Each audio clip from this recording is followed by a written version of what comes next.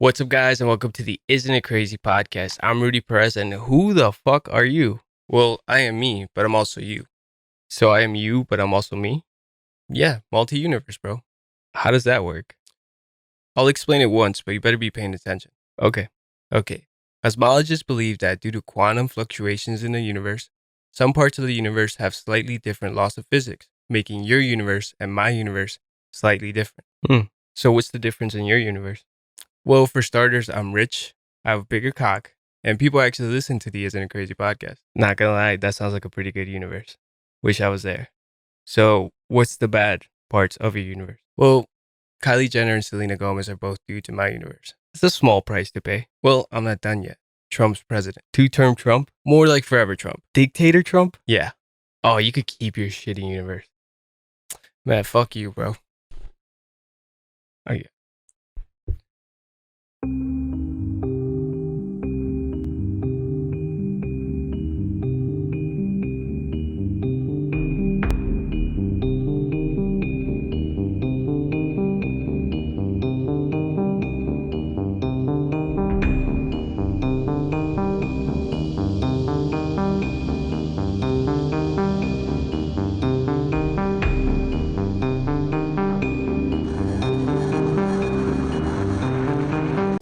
What a sensitive asshole. Not gonna lie, multi-universe Rudy, pretty handsome guy. Cocoa butter brown skin, chiseled jaw, looked like he was in shape. Nice little dumperoo on him. Not bad. But yes, that was my acting debut. If you guys didn't notice, no interest in acting, but I thought it'd be a fun way to introduce you guys to what I'm going to be talking about today, which is the multi-universe. But before we get started, shout out to Jazz and Campos for helping me out with that scene. She read the lines while I sat here, and she read the lines while I sat there. And it made it so much easier, so much faster. I think it would have been way harder if I did it all by myself. So thank you for coming in and helping me out, Jazz. But yes, I will be talking about the multi-universe. And I was going to call it a conspiracy theory, but I don't think the government's going out of their way to cover up anything I'm about to say. To be honest, it was just a thought I had at work. And I was so bored, I decided to go down this rabbit hole and connect invisible lines to invisible dots. But at the end of it, it all made sense to me. And if you guys come in here with an open mind and you guys pay attention and stay with me, follow me along, because I might lose you guys. I go in different directions here. And, it might make sense to you too. And it's going to sound crazy what I'm about to say, but I have done episodes like this before. I did a conspiracy theory about how iPhones are reading our thoughts with magnetic fields. And a short time after that, Apple came out with an iPhone 12 that had one of the biggest magnets in a commercially viable phone in the market. So sometimes these videos trend in the right way. And who knows? Maybe Apple comes out and says, yeah, we were listening to your thoughts and it was a major violation of privacy.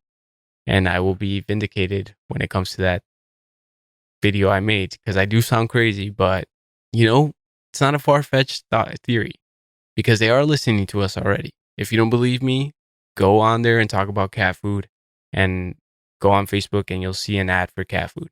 So it's not a stretch, and neither is this theory, but you have to have an open mind.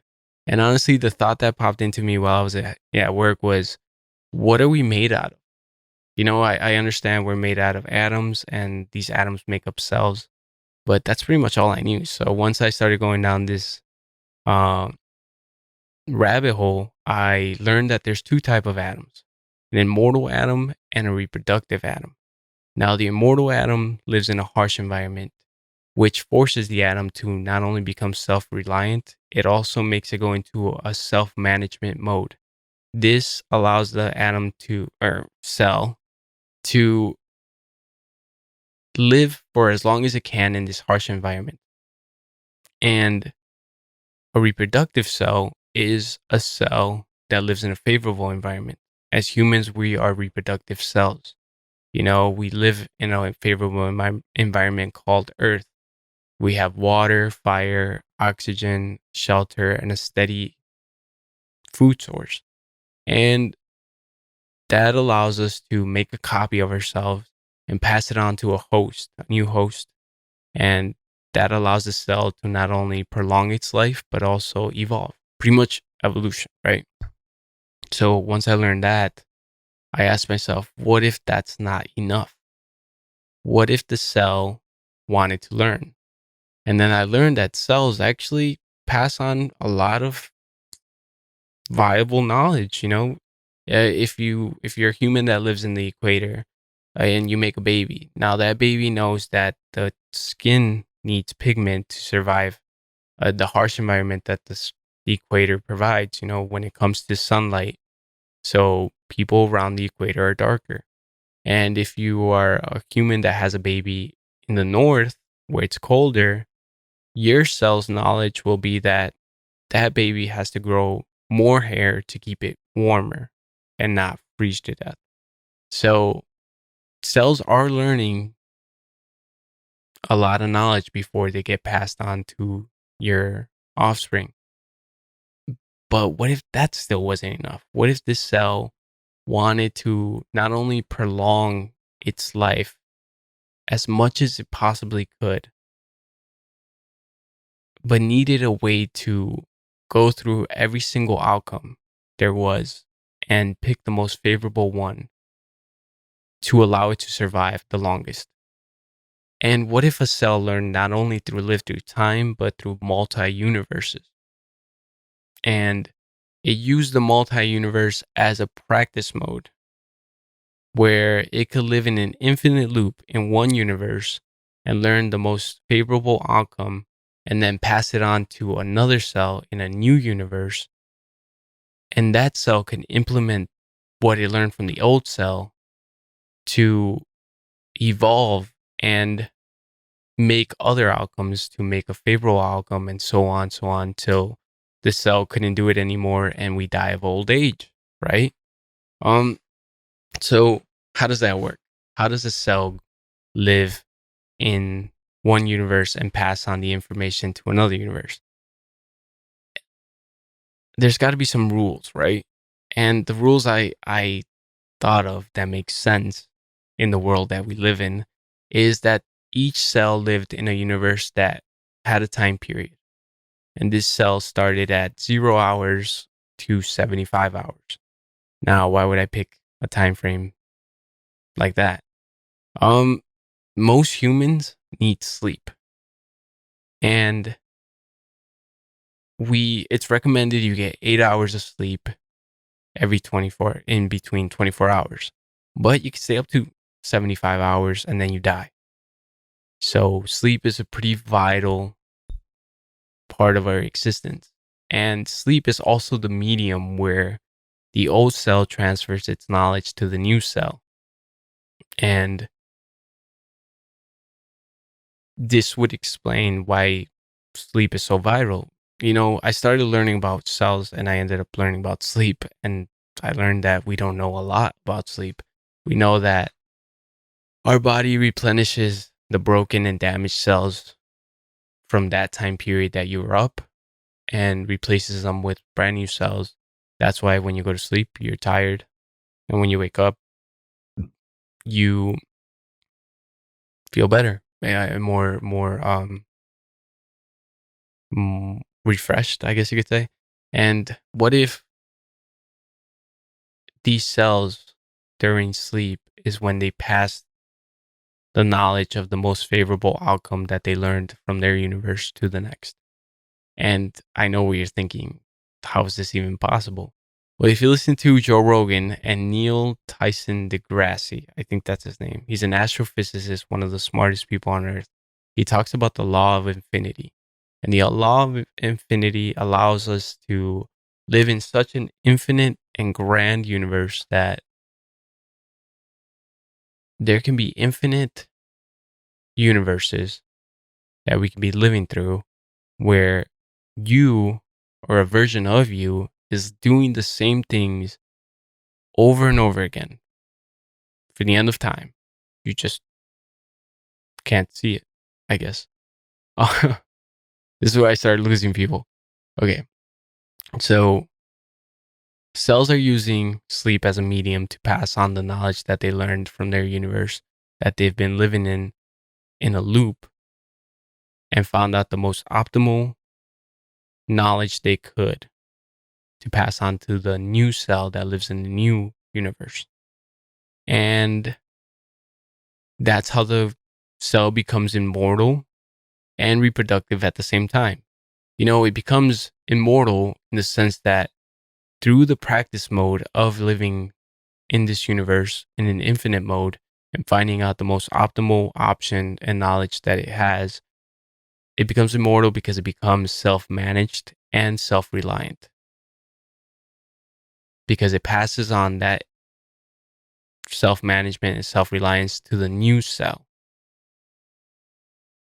And it becomes reproductive because at any given time, it could just make a copy of itself and ensure that not only does he have the ability to be immortal, but also the safety net of just making a copy of itself and living through that human's multi-universe. And yeah, I mean, given the nature of evolution, I think that would be the best outcome. And that's why it makes sense in my head that why would a cell pick one or the other when it could just do both? The hardest part was just trying to breach the gap between living through time and living through time and multi-universes, which the law of infinity states that we can do because we live in such a grand and infinite universe. Now, if that made sense to you, we just became fucking best friends because it made sense to me, but maybe you're gonna have to do it like Tenant and listen and watch or listen to this like 5 or 6 times just to get the gist of it. But who knows? I don't know. But other than that, hopefully you guys understood what I said. Uh I'm still trying to like wrap my head around it, but you get what I'm trying to say. And all of this, it probably explains why we have dreams. It's just we're getting seepage of this knowledge getting passed on to the next cell.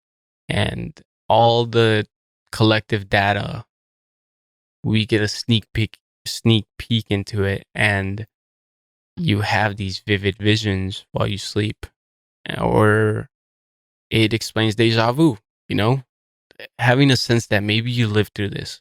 What if it was a self-awareness moment in our lives where we're like, I've been here before, but you're just getting a little taste of what that cell is going through because it lives in an infinite loop, doing the same things over and over, just a slightly different version of it, just to find the most optimal option and knowledge it can pass on to the next cell in the next universe and prolong our lives till we die from old age. It can explain why sometimes we walk into a room and we forget what we were doing there or what we were going to do or get or say. Um, it explained birthmarks. Birthmarks are said to be how you died in an afterlife or some shit like that. I'm not even going to try to explain that one. That one hurt my head. But it explains a lot of things that are pretty much unexplainable.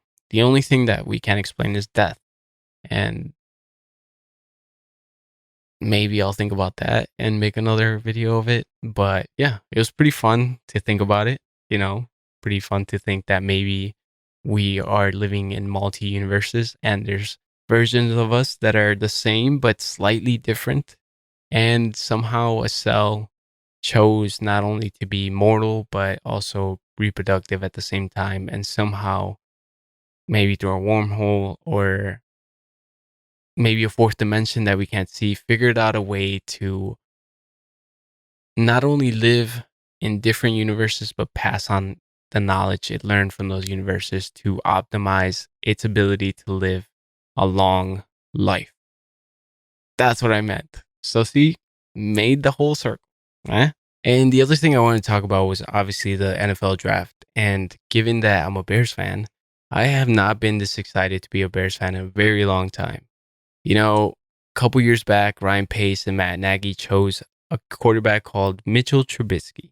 And for some reason, everybody was scratching their heads and wondering why they would choose him over Patrick Mahomes or Deshaun Watson.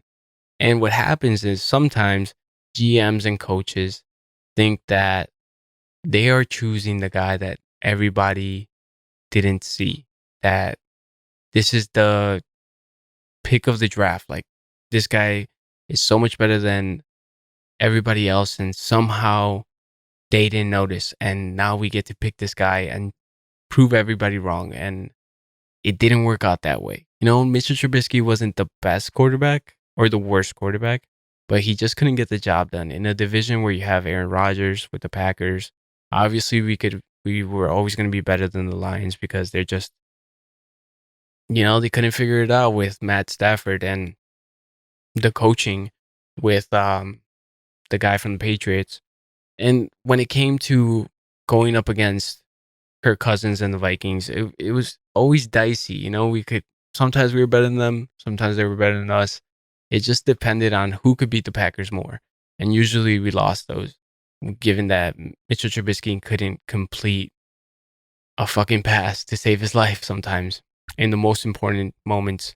As a Bears fan, you tend to not get excited about things. We had the double doink a couple years back. We had Payne beat us in the Super Bowl when we had one of the best defense, one of the best teams. And, you tend to expect the worst.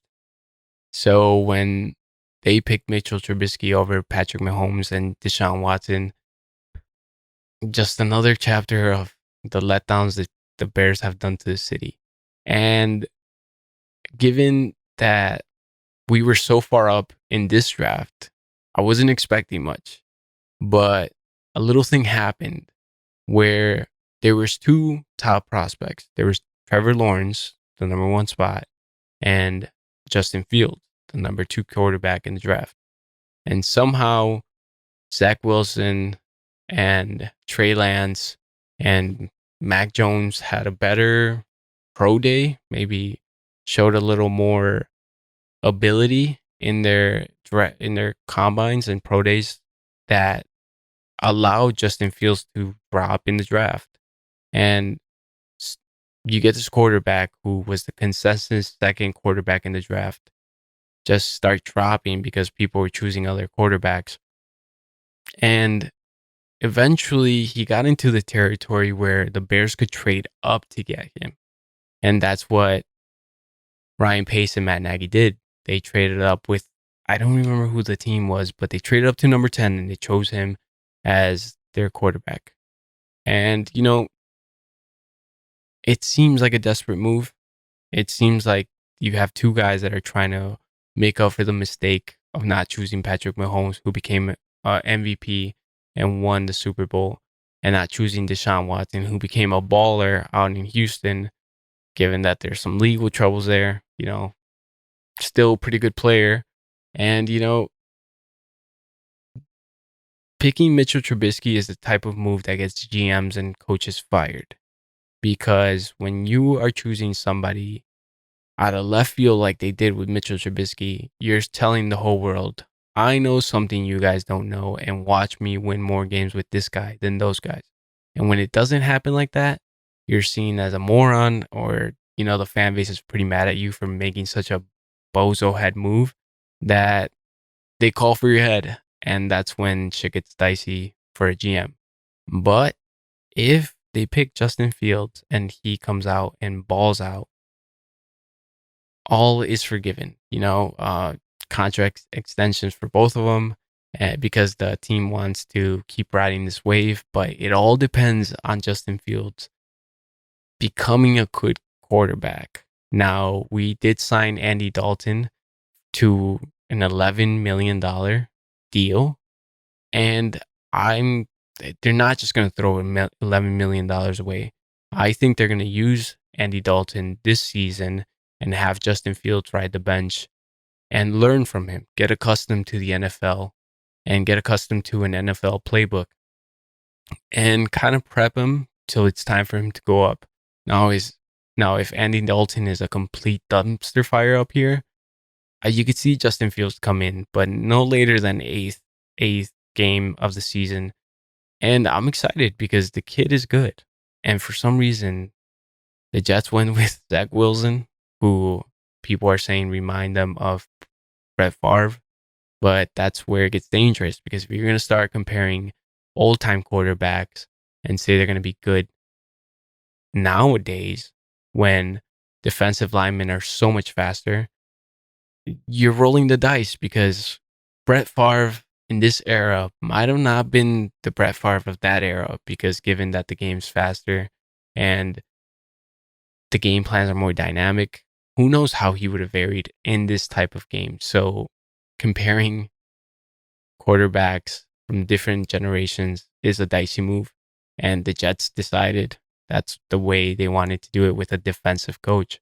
And I'm just thanking my lucky stars we got Justin Fields. But as a Bears fan, I don't want to get too over excited, because it might just lead to a lot of disappointment. But we'll see how it goes. Um, things are looking pretty good in the division. You got Aaron Rodgers wanting out of Green Bay, and the whole drama that's happening because they drafted Jordan Love, and then they drafted a fucking cornerback when they should have drafted a wide receiver or some type of help to lure Aaron Rodgers back in, instead of just having Devontae Adam and a bunch of other wide receivers, and asking him to just work with whatever he got, and obviously you got Jared Goff with the Lions. Their coach seems pretty cool. Their coach seems fiery, but I don't see Jared Goff completing a lot of passes out here. He was used to playing in LA, where it's warm, and you came to one of the coldest divisions in the NFL. So good luck with that. And he's coming off an injury. So I could see us becoming better than the Lions. When it comes to the Vikings, it's always been dicey, because obviously we got to win against them, but you also got to see who's beat the Packers more. That's usually who gets on top. That's usually who gets second place. The Packers are first place because they got Aaron Rodgers, and he makes shit happen. And then you have three dysfunctional teams. One can't figure out a quarterback, the other one can't figure out a coach or a whole team, and one has Kirk Cousins, which is an average quarterback. So what happens is whoever wants that second spot has to beat the Packers, but also has to beat the one in the third spot. And that's why usually we get second spot, because we can beat the Packers once in the season, and we could beat the Vikings twice in the season, which gives us the upper hand. But now that Justin Fields is here and Andy Dalton, I could see us going first in the division. Granted, that means that Aaron Rodgers goes to the Broncos, and Green Bay just fucking unravels, and Jordan Love isn't who they say he is. Some people are saying Jordan Love is pretty good, but if he's not, we got that first place, baby. We go into an NFC championship game against Tom Brady. Loyalties are going to be tested that night if they make it that far against Tom Brady and the Tampa Bay Buccaneers, but we'll have to see. There's a lot that has to play out. And as a Bears fan, you don't want to get too excited. You could be happy that they chose Justin Fields. You could feel hopeful. But as far as excitement, you tend to reserve that till it happens. If for a Bears fan, I'll see you when I believe it. And that's pretty much it. You don't want to say and get too excited, because that just leads to a lot of heartbreak. The double doink, Peyton Manning beating us in the Super Bowl, not winning a championship other than 85 when we had Mike Ditka. It's been a rough time being a Bears fan. We can't figure out that fucking quarterback other than Jay Cutler when he was pretty good.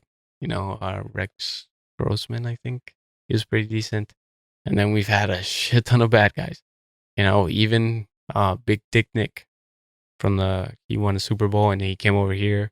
We got the starting quarterback, and then he led us to an 8-8 season last year. So we'll have to see. I'll keep you guys updated. It's a long time before the season starts, but I'll keep following Justin Fields, and hopefully homeboy could learn the game plan, get adjusted to the NFL, and learn a lot from Andy Dalton, who has been doing this thing for a very long fucking time. So we'll see what happens. And yeah, hopefully you guys paid attention to the multi-universe theory, and hopefully you guys are excited or hopeful that we have a new quarterback in Justin Fields. So that's my episode. Thank you guys for watching.